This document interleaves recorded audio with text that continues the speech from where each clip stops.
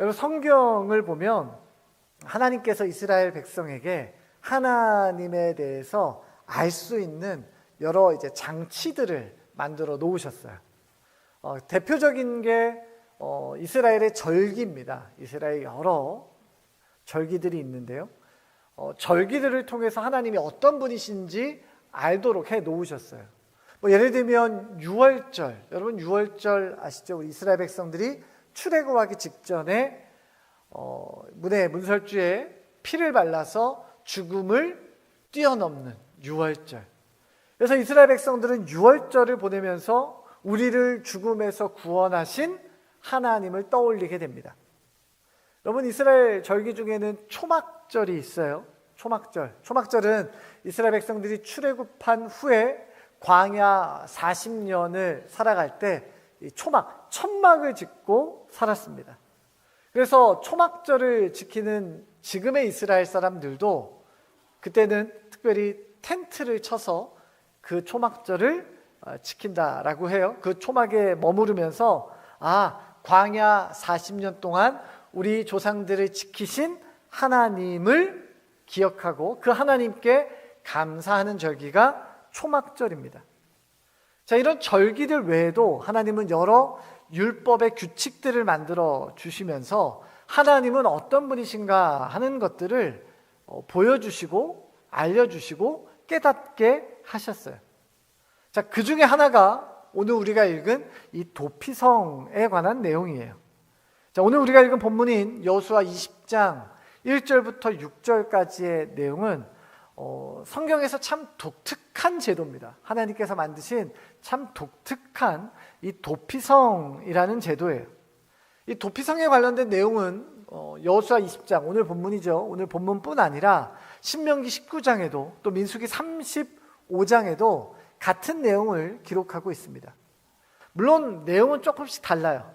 조금 도피성에 관련된 내용이 추가되는 부분들도 있고 또 이 부분은 빠지는 부분들도 있지만 모두 동일한 내용, 도피성에 관한 내용을 기록하고 있습니다. 자, 그러면 도피성은 도대체 어떤 곳인가? 여호수아 20장 3절을 한번 읽어보도록 하겠습니다. 시작. 부지 중에 실수로 사람을 죽인 자를 그리로 도망하게 하라. 이는 너희를 위해 피의 보복자를 피할 곳이니라. 도피성은 어떤 곳인가?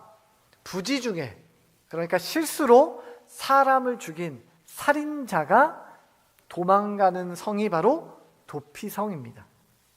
요즘 말로 하면 실수로 사람을 죽인 것, 요즘 말로 하면 과실치사입니다. 과실치사. 나는 그럴 뜻이 없었는데, 나는 죽일 생각이 없었는데 실수로 그만 누군가를 죽였을 때 피하는 것, 도망치는 곳이 바로 도피성이에요. 자, 이 도피성이 그러면 어디에 있었는가? 성경에 보면 이 도피성이 총 6군데가 나옵니다.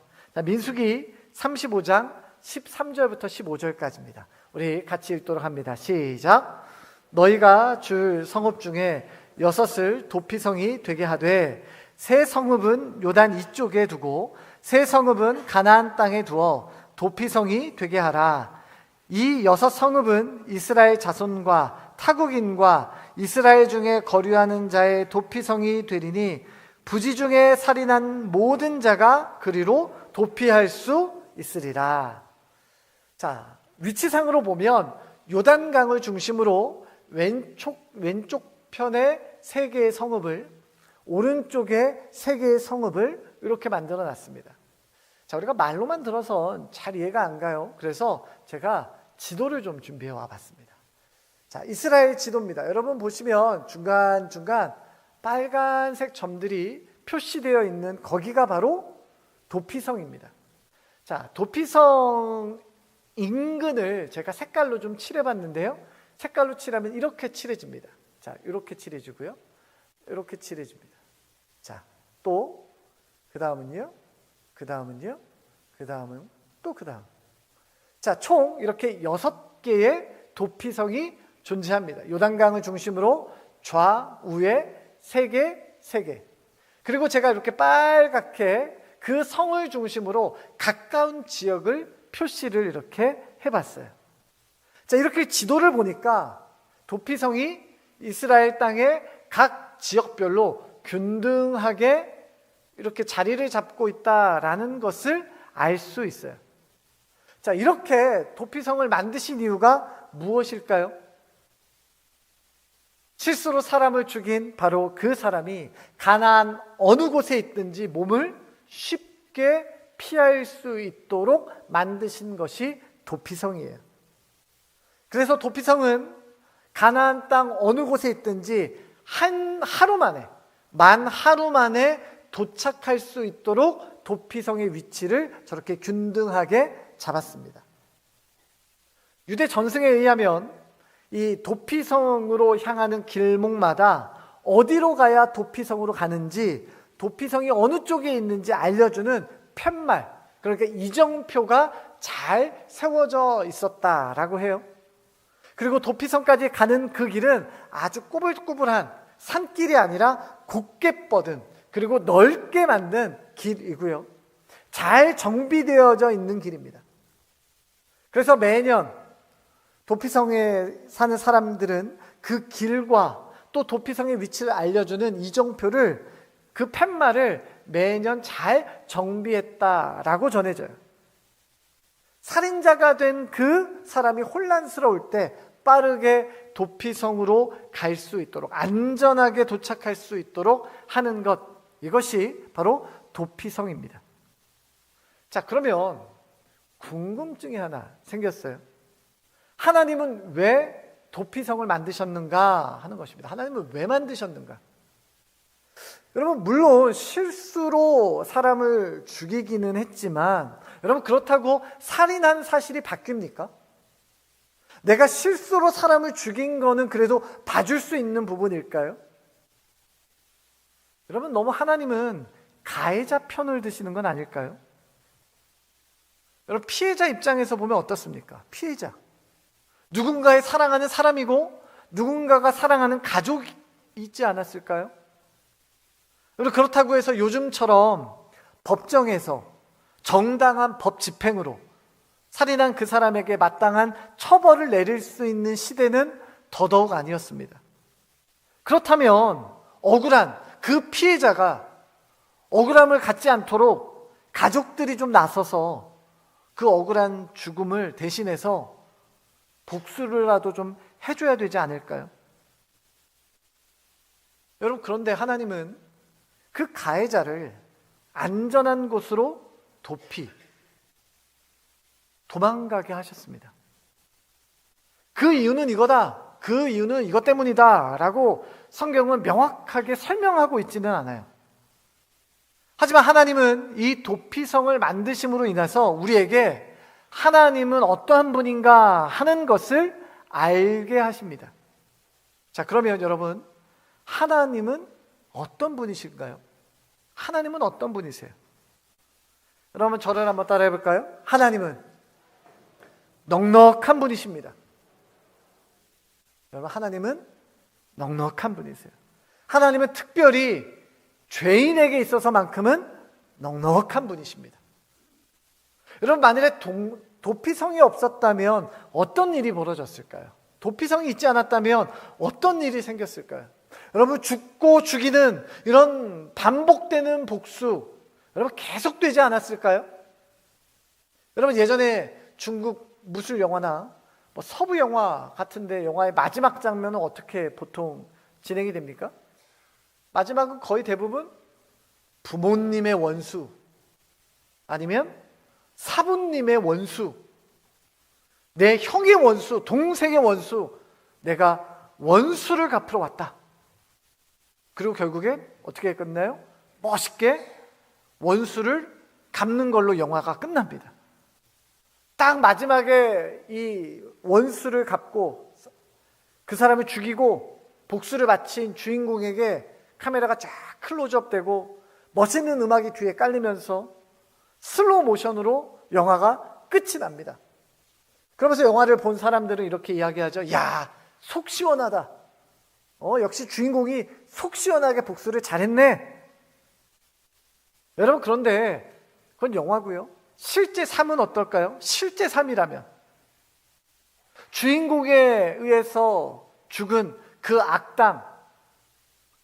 악당의 아들은 아버지의 복수를 하기 위해서 다시 주인공을 찾아가야죠. 여러분, 끊임없이 반복되는 것입니다. 여러분, 세상의 삶이라는 것이 그래요. 세상에서는 어때요? 내가 피해를 봤으면 나도 똑같이 피해를 주는 거죠. 누군가가 나에게 손해를 끼쳤으면 나도 그 사람에게 손해를 끼쳐야죠. 그런데 하나님은 도피성을 통해서 무엇을 말씀하십니까? 복수의 고리를 끊어라 라고 말씀하시는 거예요. 하나님의 은혜의 법칙을 보여주는 것이 바로 도피성이에요. 사랑하는 성도 여러분, 그렇다면 오늘날 하나님은 이 도피성, 즉 하나님의 은혜의 법칙을 실행하는 곳으로 준 것이 바로 뭘까요? 여러분, 그게 바로 교회입니다. 여러분, 우리 가창교회 성도들이 이 시대 속에서 하나님의 은혜의 법칙을 실행하는 공동체가 되시기를 주님의 이름으로 축원합니다. 여러분, 우리에게 그 하나님의 은혜를 실행할 사명이 우리에게 있는 거예요. 저와 여러분에게 있습니다. 여러분, 모든 성도는 그 사명을 외면해서는 안 돼요. 여러분, 그 이유가 뭘까요? 그 이유는 단 하나입니다. 그 바로 우리가 그 은혜의 법칙을 이미 경험했기 때문에 그렇습니다. 누구를 통해서요? 예수 그리스도의 십자가의 사랑을 통해서요. 여러분, 십자가의 사랑이 없다면, 여러분, 십자가가 없다면 하나님의 진노에서 피할 방법이 있습니까? 십자가가 없다면 하나님의 그 진노, 죄를 끊으시는 그 하나님의 분노에서 피할 수 있는 길이 있습니까? 여러분, 그래서 은혜는 불공평해 보여요. 하나님은 율법을 만드시고 칼 같은 율법으로 사람들로 하여금 깨닫게 하시죠. 율법의 지엄함을 주셨어요. 하지만 하나님은 그 안에 하나님의 은혜의 길 역시 예비해 두신 거예요. 여러분, 그 은혜가 지향하는 곳이 뭐예요? 바로 사람을 살리는 것이죠. 여러분, 율법은 사람을 정죄하는 것이라면, 그래서 그 율법 안엔 그 누구도 의인이 될 수 없다면 하나님의 은혜는 사람을 살리는 하나님의 손이에요. 그 사명이 누구에게 있습니까? 바로 교회에게. 좀 더 가깝게는 저와 여러분, 우리에게 있는 거예요. 여러분, 교회는 사람 살리는 곳인 줄로 믿으시기를 바랍니다. 여러분, 교회는 사람 살리는 곳이에요. 여러분, 그래서 교회는, 성도는 표지판입니다. 표지판. 무슨 표지판이냐? 죽음으로부터 안전하게 도망칠 수 있도록 안내해주는 표지판이에요. 여러분, 제가 앞에서 도피성을 설명할 때 뭐라고 말씀드렸어요? 큰 길에, 대로와 같은 큰 길에 표지판을 만들어서 누구나 실수로 사람을 죽였을 때 누구나 그 도피성으로 가는 표지판을 보고 그곳으로 도망갈 수 있도록 했잖아요. 여러분, 교회도 마찬가지예요. 여러분, 교회는, 또한 성도는 세상 사람이 피할 유일한 도피성을 보여주는, 그곳에 가르치는 표시가 바로 교회고 성도예요. 저와 여러분이에요. 여러분, 우리가 인생을 살다 보면 누구나 도망치고 싶은 순간이 있어요. 내가 뭔가를 실수했을 때, 내가 아주 큰 실수를 저질렀을 때 도망치고 싶어요. 사람들의 시선이 부담스럽고 사람들이 계속해서 그 일들을 이야기하는 게 싫어요. 그러면 도망치고 싶어요. 또는 내가 감당할 수 없는, 내가 감당하기엔 너무 큰 일을 닥쳤을 때, 벅찰 때 여러분, 숨고 싶어요. 도망치고 싶어요. 그런데 그때마다 어디로 도망치는가가 참 중요해요. 어디로 도망치는가? 어떤 사람들은요, 사람한테 도망쳐요. 그러니까 사람을 그렇게 만나요. 친구, 동창, 동호회 가서 사람들 만나러 다녀요. 사람들 만나서 커피 마시고 이야기하고, 물론 그때는 괜찮을 수 있지만 사람이 다 떠나고 나면 여러분 다시 공허해질 수밖에 없는 거예요. 어떤 사람은 공기 좋은데, 물 좋은데, 산 좋은데 다닙니다. 요즘 뭐 그렇게 캠핑이 유행이래잖아요. 텐트 치고 불 피워 거기서 공기 좋은 데서 아무도 없는 조용한 곳에 있어요. 하지만 여러분 거기에 있다고 해서 도망칠 수 있는 게 아니에요. 어떤 사람들은 목숨 걸고 그렇게 운동을 합니다. 땀을 뻘뻘 흘리면서 운동을 그렇게 열심히 해요. 하지만 땀 흘릴 때 잠깐이지 진짜 평안과 안식을 얻을 수 없습니다.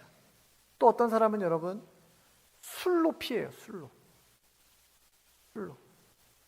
술 마실 때는 뭐 힘든 그 상황이 잊혀질 수는 있겠죠. 그때 잠시. 하지만 술이 깨고 나면 몸도 힘들고 그 일은 여전히 내게 힘든 일로 다가오게 됩니다. 여러분 어디로 도망치는지가 중요해요. 예전에 제가 수원에서 사역할 때 뉴스에 아주 떠들썩한 사건이 하나 등장을 했어요. 어떤 부부가 태어난 지 얼마 안 되는 아기를 집에다 두고 밖으로 나갔는데 그 아이가 그만 죽고 만 거예요. 그것도 참 안타까운 일인데 그 아이가 왜 죽었나? 굶어서 죽었어요. 뉴스에 난리가 난 거죠. 요즘 젊은 부부들 문제다. 요즘 젊은 부부들 문제가 있다 하면서 뉴스에 난리가 난 겁니다. 그러고 한참 지났어요. 그러고 다시 그 사건에 대한 뉴스가 자그마하게 그 뒷이야기가 뉴스로 났더라고요. 그래서 제가 읽어봤어요. 어떻게 된 거냐? 이 젊은 부부, 한 20대 중반 정도 되는 정말 젊은 부부예요. 둘이 어떻게 해서 만났냐? 인터넷 채팅으로 만났어요. 두 사람이 인터넷 채팅으로 만났는데 만나고 보니까 한 가지 공통점이 있는 거예요. 그러니까 이 두 사람이 더 가까워졌어요. 그 공통점이 뭐냐? 이 두 사람 다 보육시설 출신이에요. 이 공통점 때문에 이 둘이 가까워져서 결혼하자 그런 거예요. 결혼을 했어요. 물론 결혼식은 올리지 않았습니다. 하지만 혼인신고했어요. 돈이 없어서 결혼식은 못했지만 혼인신고했고요. 남자도 뭐 많은 월급은 아니지만 그래도 안정적인 직장에서 일을 하면서 가정을 꾸리고 했어요. 가장으로서 내가 이 가정을 잘 세워보리라 성실하게 일한 사람이에요. 아내도 마찬가지예요. 그 여자도 함께 일을 하면서 가정을 잘 세워보려고 노력을 했어요. 그리고 그 가정에 드디어 아이가 생긴 거예요.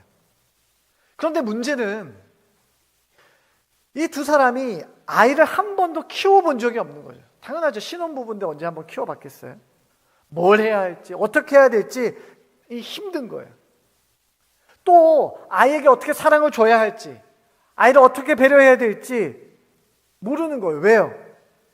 한 번도 본 적이 없기 때문에 그래요. 또 누구에게 도움을 청할 때도 없어요. 왜?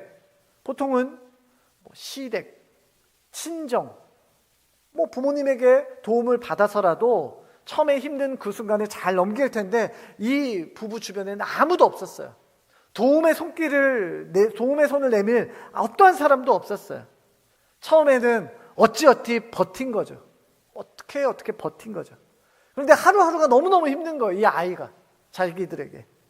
그래서 이 둘이 도망친 거예요. 그 도망친 데가 어디냐? PC방이에요. 여러분 이 사람들이 이 부부가 게임을 좋아해서 게임 중독자라서 PC방에 간 게 아니에요. PC방에 왜 갔냐? 한 번도 경험해보지 않는 이 상황을 어찌할 바를 몰라 지금 이 힘든 현실에서 도망친 거예요. 도피한 거예요. 도피한 게 PC방이죠. 거기 있으면 잠시라도 힘든 이 상황을 잊을 수 있으니까. 여러분 제가 그 가슴 아픈 사건을 보면서 교회로 도망오지. 교회로 도망오지.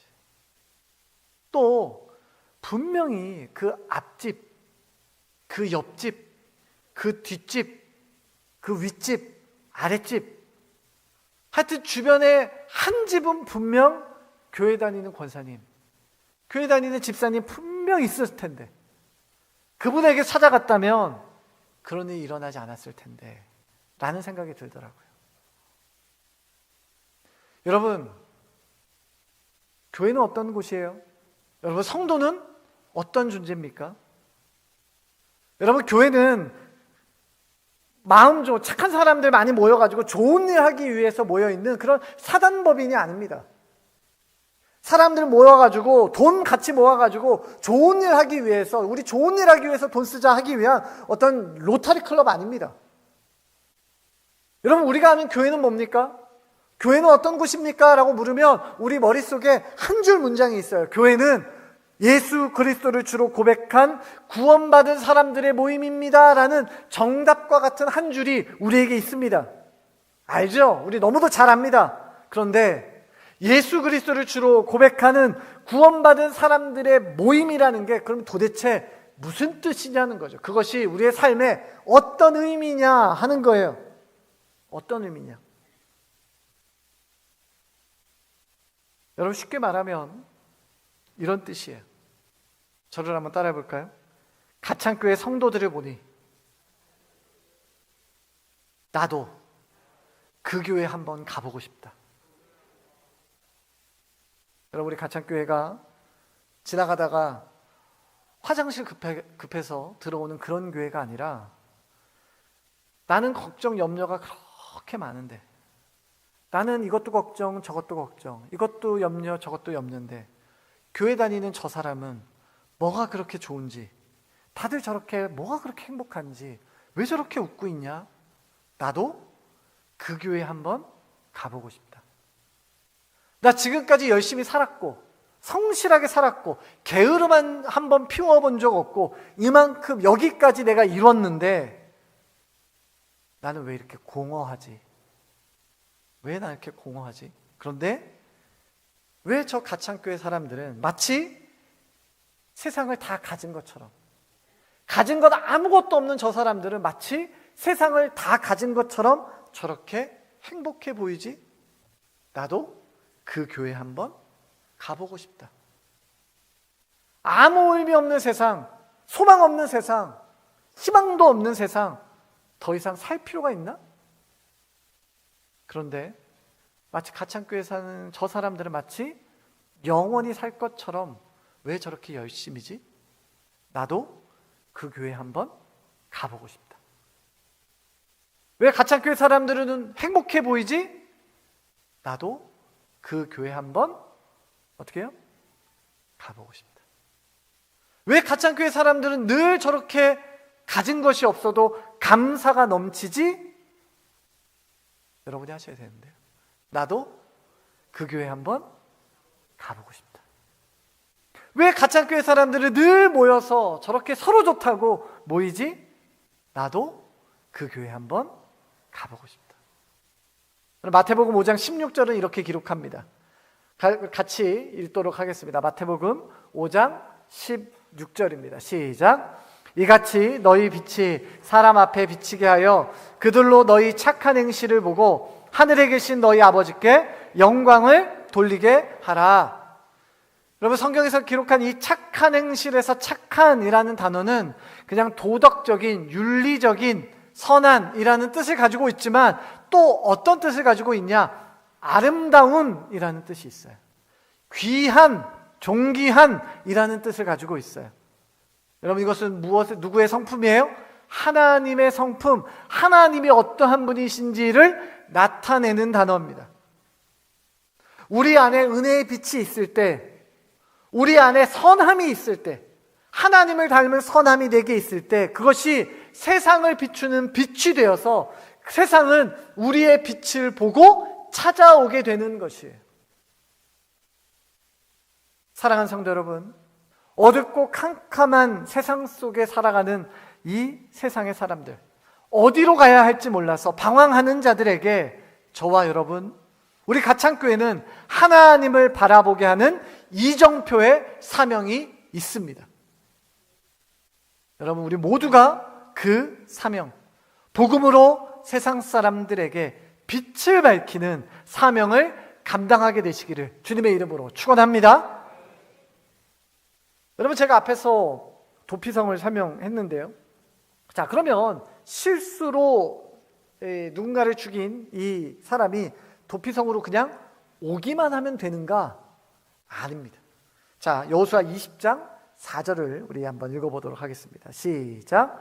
이 성읍 중에 하나에 도피하는 자는 그 성읍에 들어가는 문 어귀에 서서 그 성읍의 장로들의 귀에 자기의 사건을 말할 것이요, 그들은 그를 성읍에 받아들여 한 곳을 주어 자기들 중에 거주하게 하고. 자, 도피성으로 피신한 사람은 먼저 문 어귀에 있는 누구에게 자기 이야기를 해요? 장로에게 자기 이야기를 이야기합니다. 자, 장로는 여기서 공동체의 리더입니다. 인도자예요. 지도자예요. 자, 그 지도자에게 지금까지 자기에게 벌어졌던 자초지정을 다 설명을 합니다. 그러면 장로는 그 이야기를 듣고 그 사람이 합당하다면 그 사람을 성 안으로 받아들여요. 그리고 그 성에서 살 수 있도록 도와줍니다. 자, 여기서 몇 가지 좀 질문이 생기는데요. 먼저는 정말로 도피성이 피난처가 맞는가 하는 거예요. 정말로 피난처가 맞는가? 정답부터 말씀드리면 그렇지 않습니다. 여러분, 단순히 실수이긴 하지만 여러분, 살인이에요. 살인. 누군가를 죽인 거예요. 아마 가까운 이웃이었겠죠. 여러분, 누군가를 죽인 그 죄책감을 떨쳐버릴 수 있을까요? 내가 도피성으로 피했다고 해서 죄책감마저 사라집니까? 그렇지 않아요. 여러분, 또 이 사람은 도피성 안에서는 보호를 받아요. 하지만 도피성 밖에서는 한 발자국도 나가서 보호를 받을 수 없는 사람이에요. 그러니까 도피성 안에만 머물러 있어야 되는 사람이에요. 마치 가택 연금된 것과 똑같아요. 밖으로 나갈 수 없고 누군가를 찾아서 만날 수 없습니다. 비록 지금 당장 죽음은 면했어요. 지금의 당장의 죽음은 면했어요. 하지만 내가 감당해야 될 죄책감과 또 이 성을 떠나지 못하는 지금의 이 상황 역시 힘든 건 마찬가지예요. 자, 그러면 언제까지 이 도피성에 있어야 하는가? 이 성에서 언제 나갈 수 있는가? 피치 못할 사정으로 누군가를 죽이고 도망쳐 온 이 가해자, 이 도피성으로 도망친 이 가해자는 매일마다 성문 앞에 있는 장로들, 지도자들을 찾아가서 현심 계속 물어요.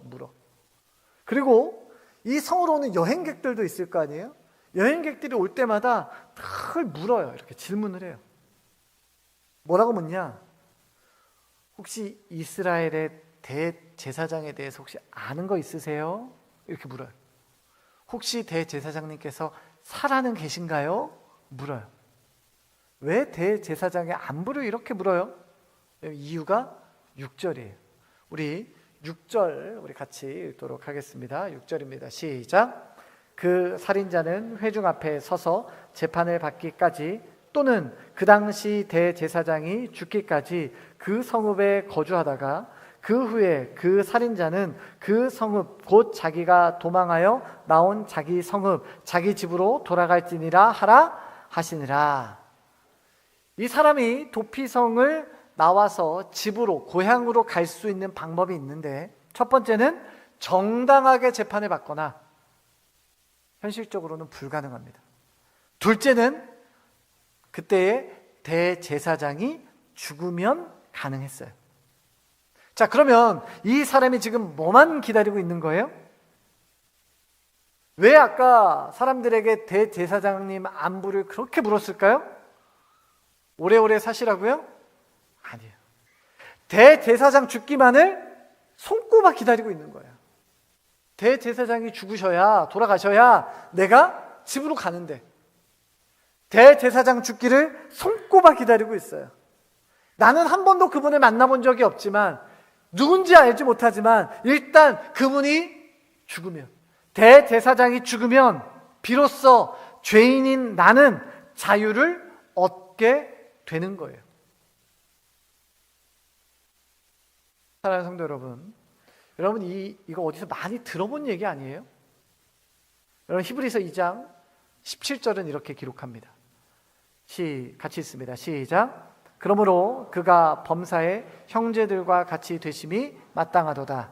이는 하나님의 일에 자비하고 신실한 대제사장이 되어 백성의 죄를 속량하려 하심이라. 예수님께서 십자가의 죽으심으로 마땅히 죽어야 할 죄인인 우리를 살리셨어요. 우리는 예수 그리스도로 인하여 생명을 얻게 된 존재들입니다. 여러분, 그렇다면 우리의 진짜 도피성, 완벽한 도피성은 어디예요? 예수 그리스도 한 분이세요. 믿으십니까? 여러분, 내 과거를 묻지 않으세요.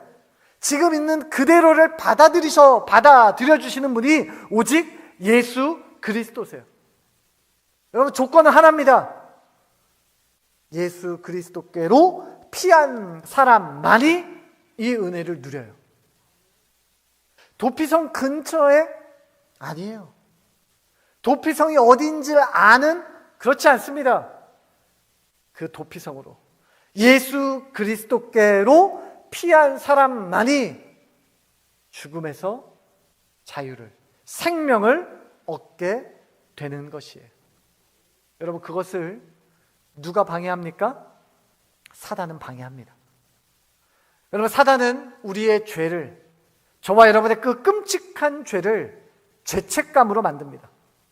그래서 도피성을 향해서 가는 우리의 걸음을 붙잡는 거예요. 도피성으로 들어가지 못하도록 우리를 끌어당기는 것입니다. 그게 사단의 전략이에요. 도피성으로 가지 못하도록. 넌 안 돼! 라고 말하는 거죠. 넌 안 돼. 넌 안 돼. 너가 한 게 뭐가 있어? 너가 하나님을 위해서 한 게 뭐가 있어? 넌 안 돼. 라고 우리 마음 가운데 속삭이는 것, 사단입니다. 너처럼 더러운 과거가 있는, 너 그런 과거를 하나님 다 하시는데, 너 그분이 너를 받아주실 것 같아? 너 안 돼. 예전에 지은 그 죄 너 잊었어? 너 그 죄 잊었어? 너 염치가 없냐? 야, 너 안 돼. 넌 자격이 없어. 너는 그 성으로 피할 자격이 없어. 넌 안 돼. 끊임없이 우리를 향해서 안 돼라는 말로 우리를 붙잡는 것이 사단이에요. 넌 안 돼. 여러분, 그런 속삭임이 들릴 때마다, 여러분, 그런 도전이 우리에게 있을 때마다 여러분, 성경을 펴셔야 돼요. 읽으셔야 됩니다. 가장 먼저 피셔야 될 것은 로마서 8장 1절과 2절 말씀이에요. 우리 같이 읽도록 하겠습니다. 시작. 그러므로 이제 그리스도 예수 안에 있는 자에게는 결코 정죄함이 없나니 이는 그리스도 예수 안에 있는 생명의 성령의 법이 죄와 사망의 법에서 너를 해방하였습니다. 아멘. 여러분, 아멘이십니까? 여러분, 죄의 죄책감이 우리를 붙잡으려 할 때마다, 끊임없이 우리에게 안 되라는 말로 우리를 넘어뜨리려 할 때마다 여러분, 성경을 펴십시오. 로마서 8장 1절과 2절 말씀을 여러분 반복해서 읽으십시오. 성경은 분명히 이야기합니다. 그리스도 예수 안에 있는 자에게 정죄함이 없습니다. 예수 그리스도도 우리를 정죄하지 않으십니다. 우리를 죄와 사망의 법에서 해방하신 분, 자유케 하신 분 오직 예수 그리스도십니다. 사랑하는 성도 여러분, 죄의 짐을 지고 과거의 그 죄책감에 휩싸여서 여러분 힘든 삶의 여정을 여전히 걷고 계신 분이 계시다면 이 시간 나에게 참된 자유를 주시는, 나에게 생명을 주시는 예수에게로, 예수 그리스도 안으로 숨으시기를 바랍니다. 그분은 나를 감춰주시고 나에게 그늘 아래 보호하시는 분이십니다. 내 죄를 내 과거의 실수를, 실패를, 내 죄악의 더러운 찌꺼기들을 더 이상 상관하지 않으시고 품에 안아주시는 그 예수 그리스도 안에서 참된 은혜의 평안을 누리는 우리 모든 성도들 되시기를 주님의 이름으로 축원합니다. 이 시간 우리 같이 찬양합시다.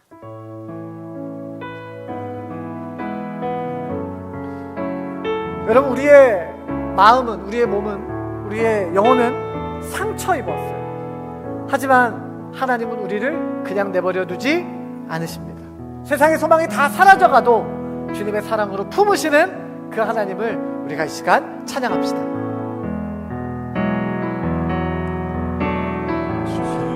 나의 모습 보네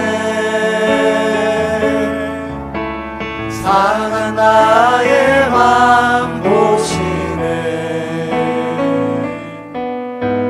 주 나의 눈물 안에 홀로 울던 맘 아시네 주 사랑 내게 있네. 사랑 내게 있네 그 사랑이 날 채우네 주네 내게 있네 그대로 날 세우네 세상 소망 다 사라져가도 세상 소망 다 사라져가도 주의 사랑은 끝이 없으니 살아가는 이 모든 순간이 주의 힘을 나는 믿네 다시 한번 합시다. 주 나의 모습 보네. 주 나의 모습 보네 상한 나의 맘 보시네 주 나의 눈물 안에 홀로 울던 맘 아시네 주 사랑 내게 있네. 주 사랑 내게 있네 그 사랑이 날 채우네 주네 내게 있네 그대로 날 세우네 세상 소망 다 사라져가도 세상 소망 다 사라져가도 주의 사랑은 끝이 없으니 살아가는 이 모든 순간이 주의 힘을 나는 믿네 세상 소망 다 사라져가도 세상 소망 다 사라져가도 주의 사랑은 끝이 없으니 살아가는 이 모든 순간이 주의 힘을 나는 믿네 세상 소망 다 사라져가도 세상 소망 다 사라져가도 주의 사랑은 끝이 없으니 살아가는 이 모든 순간이 주의 힘을 나는 믿네 주 은혜 힘을 나는 믿네. 주의 힘을 나는 믿네 주 은혜 힘을 나는 믿네. 주의 가능인데.